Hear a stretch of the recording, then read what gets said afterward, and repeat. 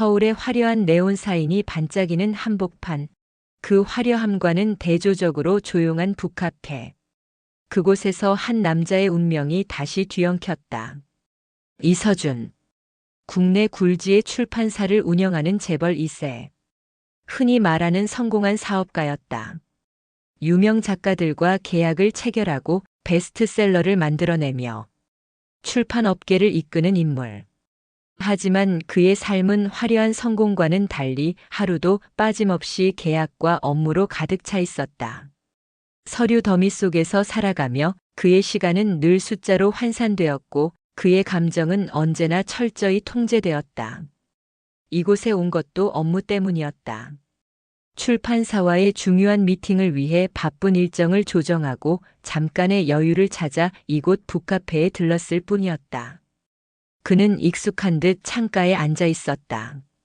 휴식을 취하러 온 것이 무색하게도 테이블 위에는 계약서와 노트북이 놓여 있었고 커피는 손도 대지 않은 채 식어가고 있었다. 서늘한 가을바람이 창가를 흔들던 그때 카페 문이 조용히 열렸다. 그의 시선이 자연스럽게 문 쪽으로 향했다. 작고 여린 소녀.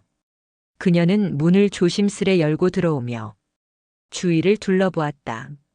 나이는 10살쯤 되어 보였다. 가을바람에 헝클어진 머리카락을 한 손으로 쓸어 넘기며 몸에 맞지 않는 커다란 가방을 두 손으로 꼭 쥐고 있었다. 아이는 한 걸음 한 걸음 신중하게 움직이며 테이블 사이를 돌아다녔다. 그녀는 용기를 내어 손님들에게 말을 걸기 시작했다. 이거 사주시면 안 될까요? 그 목소리는 조용했지만 떨림이 느껴졌다. 손에는 손수 만든 것처럼 보이는 여러 개의 열쇠고리가 들려 있었다. 손님들은 하나같이 미안하다는 듯 미소 지으며 고개를 저었다. 어떤 이는 바쁘게 서류를 넘겼고 어떤 이는 커피잔을 들고 창밖을 바라보았다. 소녀는 좌절한 듯 잠시 망설였지만 곧 다시 마음을 다잡았다. 마지막 희망을 걸은 듯 이서준의 테이블로 다가왔다. 아저씨, 이 열쇠고리 사주시면 안 될까요? 조심스럽게 내려놓은 작은 손. 마치 부서질 듯 가느다란 손가락이 조심스레 테이블 위에 열쇠고리를 늘어뜨렸다. 손끝에는 마른 페인트 자국이 묻어 있었고 손바닥엔 조그만 흠집들이 자리하고 있었다. 마치 오랫동안 무언가를 만들고 다듬고 손으로 직접 조각해온 흔적처럼. 엄마랑 같이 만든 거예요. 목소리는 조용했지만 그 안에는 간절함이 서려 있었다. 그의 시선이 자연스럽게 소녀가 올려놓은 물건으로 향했다. 테이블 위에는 손바닥만한 나무 열쇠고리가 놓여 있었다. 부드러운 곡선으로 다듬어진 나무 조각에 정교한 문양이 새겨져 있었고 그 위에는 직접 손으로 그렸을 듯한 작은 꽃과 잎이 어우러져 있었다. 고리 끝에는 짧은 글귀가 조각되어 있었다. 언젠가 다시 만날 날을 기다리며. 그 순간 그의 손이 미세하게 떨렸다. 원래 이서준이었다면 그냥 거절했을 사안이다. 하지만 무엇 때문인지 그는 무심결에 주머니에서 지갑을 꺼냈다. 돈을 꺼내려던 손끝이 무언가를 건드렸다. 그리고 한 장의 낡은 사진이 미끄러지듯 떨어졌다. 그 사진은 구겨지진 않았지만 세월의 흔적이 묻어 있었다. 사진의 가장자리는 조금 발해 있었고 그 안에는 오래전 그의 기억 속에 머물던 얼굴이 있었다. 그 순간 창밖에서 불어온 바람이 카페 안을 스치며 사진을 살짝 흔들었다. 순간적으로 그의 시야가 흔들리는 듯 했다. 그때 이거 우리 엄만데. 소녀의 눈이 동그랗게 커졌다. 작은 손이 가볍게 사진을 가리키며 놀라움과 반가움이 섞인 목소리로 말했다. 그의 손끝이 미세하게 떨렸다. 사진 속 여인. 그가 10년 전 온 마음을 다해 사랑했던 사람. 그의 삶에서 가장 뜨겁고도 따뜻한 순간을 함께한 그녀. 박소영. 이서준은 모든 소리가 멈춘 듯 했다. 카페 안의 클래식 음악조차 멀어지는 것만 같았다. 그 순간 머릿속에서 시간의 문이 활짝 열리며 10년 전의 기억이 거센 물결처럼 밀려들었다. 가을이 깊어가던 어느 오후, 햇살이 부드럽게 캠퍼스를 감싸고 있던 날이었다. 그들이 처음 만난 건 대학교 동아리에서였다. 처음엔 단순한 인연이었다. 함께 프로젝트를 준비하며 밤을 지새우고 레포트를 작성하며 나누던 사소한 대화들이 점점 서로를 이해하게 만들었다. 이서준, 너는 너무 일만 생각해. 그녀는 밝게 웃으며 말했지만 그 눈빛 속에는 어딘가 안쓰러움이 묻어 있었다. 그러다 인생에서 진짜 중요한 것들을 놓치면 어쩌려고? 그는 짧게 웃으며 대꾸했다. 원하는 걸 얻으려면 열심히 해야지. 그녀는 장난스럽게 노트를 들고 그의 머리를 가볍게 툭 쳤다. 넌 일만 하다가 정말 중요한 걸 놓치고 후회할 수도 있어. 그는 그 말을 농담처럼 받아들였지만 지금에서야 깨닫는다. 그녀의 말이 아주 깊은 의미를 가지고 있었음을. 시간은 천천히 그리고 분명하게 그들의 마음을 흔들었다. 시험이 끝난 어느 날 둘은 단골 카페에서 마주 앉아 커피를 마셨다. 창가 자리에서 그녀는 두 손으로 커피잔을 감싸 쥐고 있었다. 따뜻한 커피의 열기가 손끝을 감싸는 것처럼 그녀의 눈빛은 유난히 부드러웠다. 서준아, 너는 꿈이 뭐야? 그녀의 목소리는 평범한 대화를 건네듯 들렸지만 어딘가 조심스럽고 진지한 울림이 있었다. 그는 잠시 고민하다 대답했다. 아버지처럼 출판사를 운영하는 거. 그리고 좋은 작가들과 함께 책을 만드는 것. 그녀는 가만히 그를 바라보았다. 그리고 이내 따뜻한 미소를 지으며 고개를 끄덕였다. 넌 정말 멋진 대표가 될 거야. 넌? 그녀는 창밖을 바라보며 입술을 살짝 깨물었다. 나는 사람들에게 따뜻한 감정을 주는 디자이너가 되고 싶어. 내가 만든 무언가를 보고 사람들의 얼굴이 환해졌으면 좋겠어. 그 순간 그는 그녀의 세계가 얼마나 아름다운지 깨달았다. 그들은 서로를 응원했고 서로를 닮아갔다. 늦은 밤 캠퍼스 벤치에 앉아 함께 별을 바라보며 나누던 대화들. 추운 겨울 손끝이 시려울 때까지 걷고 또 걸으며 속삭이던 미래에 대한 이야기들. 눈이 오는 날 그녀가 따뜻한 코코아를 건네며 수줍게 웃던 순간. 그는 자신이 몰랐던 따뜻한 세계를 그녀를 통해 알게 되었다. 서로를 가르치고 배우며 그렇게 사랑했다. 그들의 사랑은 조용하면서도 깊고 뜨겁게 타올랐으나 어느새 익숙한 공기처럼 자연스러워졌다. 그녀는 언제나 그의 곁에 있었다. 그가 지쳐 있을 때면 그녀는 말없이 옆에 앉아 손을 잡아주었다. 그녀가 긴장한 날이면 그는 밤새 그녀의 발표 연습을 도와주었다. 그리고 어느 날 눈이 내리던 밤이었다. 도서관에서 늦게까지 공부한 후 둘은 밖으로 나섰다. 하얀 눈이 조용히 내려앉았다. 우리 같이 걸을까? 그녀가 조심스레 손을 내밀었다. 그는 짧은 망설임 끝에 그녀의 손을 잡았다. 그의 손 안에서 느껴지는 그녀의 온기. 첫눈처럼 조용하지만 가슴을 두드리는 감각. 그들은 서로를 사랑하고 있었다. 그러나 행복한 순간들은 너무나 쉽게 깨어졌다. 졸업이 다가올수록 그들은 점점 다른 길을 향해 가고 있었다. 그는 아버지의 기대 속에서 출판사를 물려받기 위한 준비를 하고 있었고, 그녀는 자신의 꿈을 위해 작은 디자인 회사에서 인턴십을 시작했다. 서로 바빠지는 시간이 늘어나면서 함께하는 순간은 줄어들었다.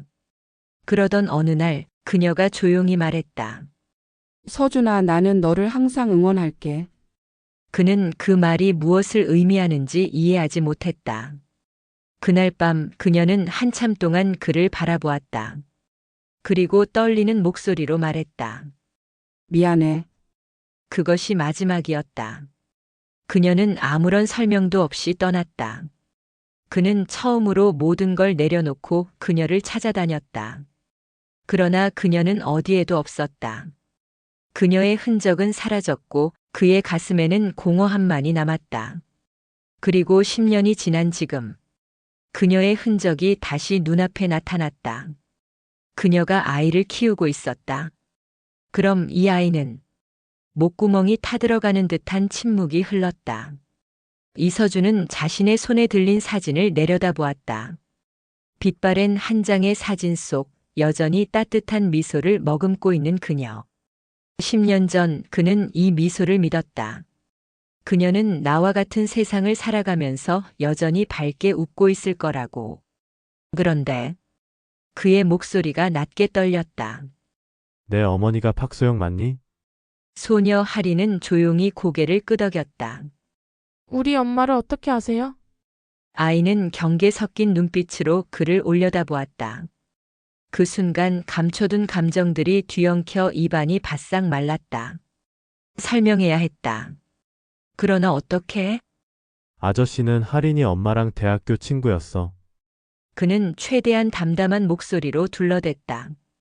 마음속엔 수많은 말들이 떠올랐지만 어디까지 말해야 할지 알 수 없었다. 그는 조심스레 물었다. 어머니는 어떻게 지내시니? 그 순간 할인의 얼굴이 급격히 어두워졌다. 잠시 망설이던 아이가 낮은 목소리로 말했다. 엄마는 아파요. 병원에 계세요. 그는 순간 숨이 멎는 듯 했다. 병원에? 믿기 힘든 현실을 받아들이려 애쓰며 그는 서둘러 짐을 정리했다. 지금 당장 그녀를 만나야 했다. 병원으로 향하는 길 할인은 조용히 이야기를 풀어나갔다. 원래 엄마는 작은 공방을 운영하셨어요. 엽서랑 액자를 직접 디자인해서 팔았어요. 가끔은 나무로 작은 열쇠고리도 만들고. 그런데 최근 손님이 별로 없었고 엄마가 갑자기 아프시게 돼서. 이서준은 문득 숨이 막혔다. 그녀는 10년 전 그와 함께 같은 꿈을 꾸던 사람이었다. 사람들에게 따뜻한 감정을 전하고 싶다고 자신의 디자인이 누군가의 마음을 위로할 수 있었으면 좋겠다고 말하던 그녀였다. 그런데 지금 그녀가 병원에 누워 있다니. 엄마는 공방 문을 닫아야 했어요. 병원비랑 생활비가 너무 많이 들어서. 할인의 손이 가방을 꼭 쥐었다. 작은 손등에 힘이 들어가는 것이 보였다. 그래서 내가 열쇠고리를 팔기로 했어요. 엄마가 만든 거니까 사람들이 좋아해 줄 거라고 생각했는데. 그의 심장이 철렁 내려앉았다. 10년 전 그는 그녀를 찾을 수 없었다. 그리고 지금 그녀는 삶과 싸우고 있었다. 가진 것 하나 없이 혼자서 아이를 키우며 버텨왔다. 그녀가 떠난 이유도 모른 채 그는 그저 원망만 했다. 나는 그녀 없이도 잘 살 수 있다고 그렇게 믿으며 견뎠다. 그러나 그녀는 이 세월을 어떻게 버텨왔을까? 마침내 병원에 도착했다. 긴 복도를 따라 걷는 동안 그의 손끝은 차갑게 식어가고 있었다. 박소영, 그녀가 어떤 모습으로 누워 있을까? 상상하고 싶지 않았다. 하지만 그가 이제 도망칠 수 있는 길은 없었다. 병실 문 앞에 서자 할인이 조용히 문을 열었다. 엄마, 방 안은 적막했다. 창가 옆 침대에서 그녀가 누워 있었다. 마치 깊이 잠든 듯 평온한 얼굴. 그러나 창백한 피부. 그는 한 걸음도 쉽게 내디딜 수 없었다. 10년 만에 다시 만난 그녀. 그녀는 여전히 그가 기억하는 모습이었다. 그러나 그녀의 몸에는 세월이 남긴 흔적이 묻어 있었다. 그녀 곁에 작은 서랍장 위에는 반쯤 완성된 열쇠고리와 액자들이 놓여 있었다. 마치 누군가를 위해 끝까지 만들어야 한다는 듯 마지막까지 노력한 흔적들이 보였다. 그녀는 끝까지 살아내기 위해 발버둥 치고 있었다. 그의 손이 서랍 위 열쇠고리를 천천히 쥐었다. 나무의 감촉이 손끝을 타고 전해졌다. 그 순간 침대 위에서 그녀가 미약하게 움직였다. 그리고 그의 존재를 인식한 듯 천천히 눈을 떴다. 이서준? 10년 만에 재회. 그녀의 목소리는 흔들렸고 그는 말없이 그녀를 바라보았다. 고요한 병실 안 창문 너머로 저녁 달빛이 길게 드리워져 있었다. 침대 위에 누운 박소영은 숨을 삼키며 이서준을 바라보았다. 믿을 수 없다는 듯, 아니 믿고 싶지 않다는 듯한 눈동자로. 그녀가 입을 열기도 전에 아이가 먼저 정적을 깨트렸다. 엄마, 할인이 침대 곁으로 다가와 환한 얼굴로 말했다. 이 아저씨가 엄마 대학교 때 친구래. 엄마 사진을 가지고 있었어. 박소영의 눈동자가 흔들렸다. 순간 숨이 멎는 듯 했다. 사진이라니. 10년이 지나도 그는 여전히 그 기억을 품고 있었던 걸까? 이서준은 태연하게 할인의 장단에 맞춰주었다.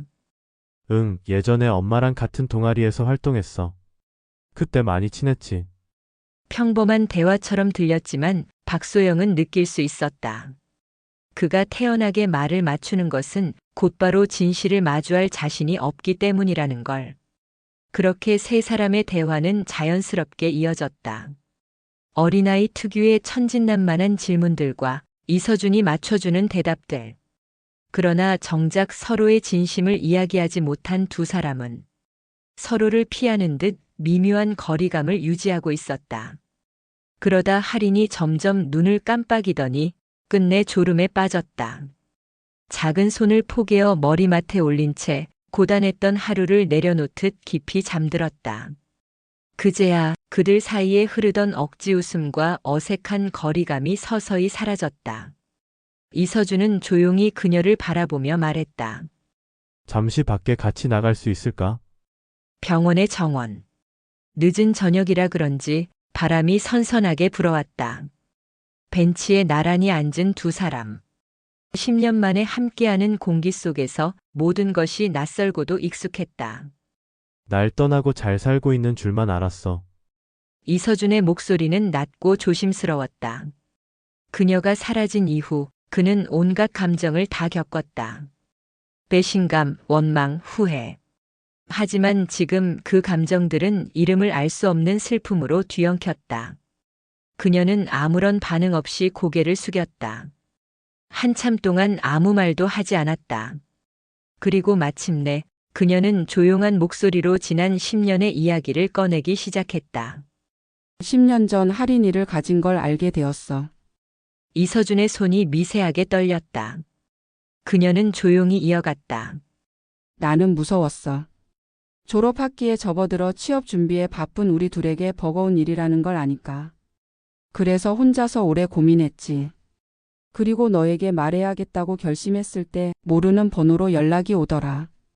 그녀는 입술을 꼭 깨물었다. 무시할까 싶었는데 뭔가 받아야 할 전화 같았어. 그리고 그 전화는 너희 어머니였어. 순간 이서준의 심장이 철렁 내려앉았다. 어떻게 아셨는지 모르겠지만 그분은 이미 모든 걸 알고 있었어. 어머니는 내게 거액의 돈을 주시면서 너를 진심으로 사랑한다면 그 아이 앞길 막지 말고 아이를 지우라고 하셨어. 박소영은 말하면서도 목이 메었다. 그때 느꼈던 감정들이 다시 밀려왔다. 혼란, 두려움, 모멸감. 나는 꼴의 자존심 때문에 돈을 거부하면서 이런 거 안 주셔도 서준이 앞길 안 막고 잘 살겠다고 했지. 그리고 다시는 너 앞에 나타나지 않겠다고 약속했어. 그녀는 눈을 감았다. 막상 아이를 혼자서 키우자니 막막하더라. 인턴을 하고 있던 회사도 나와야 했고 가진 것도 기댈 곳도 없었어. 혼자 병원에 가고 혼자 출산을 했지. 때론 아이에게 줄 우유값조차 없어서 거리에 나가 도움을 청할까 고민한 적도 많았어. 그녀는 떨리는 손으로 옷자락을 꼭 쥐었다. 이곳저곳 대출을 받아서 작은 공방을 열고 다른 부업도 하면서 악착같이 할인이를 키웠어. 나를 버려서라도 할인이는 부족한 거 없이 키우고 싶었어. 그리고 그녀는 힘겹게 미소를 지었다.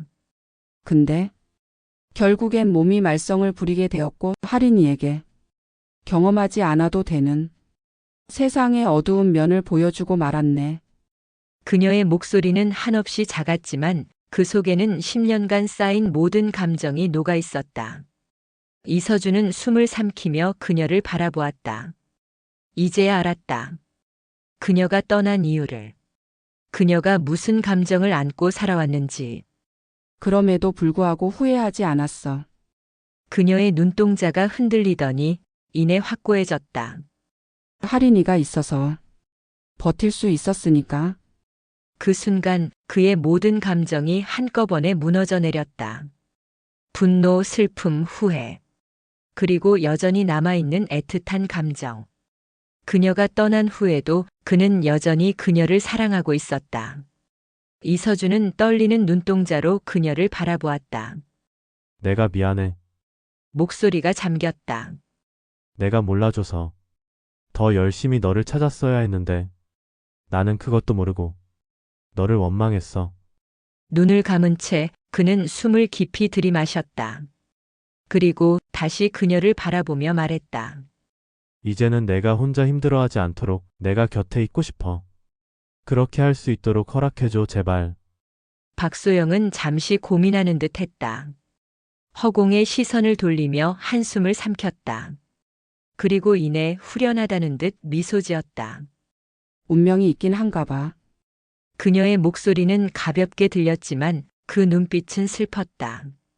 아무렇지 않은 척하려는 웃음이었지만 그 미소 속에는 이미 수많은 감정이 엉켜 있었다. 이서준은 불길한 예감을 떨칠 수 없었다. 그녀는 언제나 그랬다. 아프면서도 괜찮다고 힘들면서도 견딜 수 있다고 말했다. 그가 조심스럽게 입을 열었다. 어디가 아픈 거야? 심각한 거야? 그의 목소리는 떨렸다. 가슴이 조여오는 느낌. 그녀가 더는 숨기지 않았으면 하는 간절한 바람. 박소영은 한참 동안 말이 없었다. 그리고 조용히 고개를 끄덕였다. 암이래. 순간 공기가 얼어붙었다. 근데 당장 수술비도 없고 할인이를 돌봐줄 사람도 없어서 미루고 있었어. 이서준은 그녀의 말을 듣는 순간 숨을 삼키며 그녀의 손을 잡았다. 박소영, 그녀가 놀란 듯 그를 바라보았다. 치료하자. 그녀는 흔들리는 눈동자로 그를 바라보았다. 소영아, 너는 할 수 있어. 지금까지 해온 것에 비하면 이건 아무것도 아니야. 그의 손이 그녀의 손을 더욱 꽉 잡았다. 한 번도 흔들리지 않았던 늘 강하고 단단했던 그녀가 그 순간 작은 떨림을 보였다. 수술이 진행되는 동안 이서준은 병원 복도를 수없이 오갔다. 긴장된 얼굴로 다리를 떨며 손끝으로 무의미하게 손목시계를 매만졌다.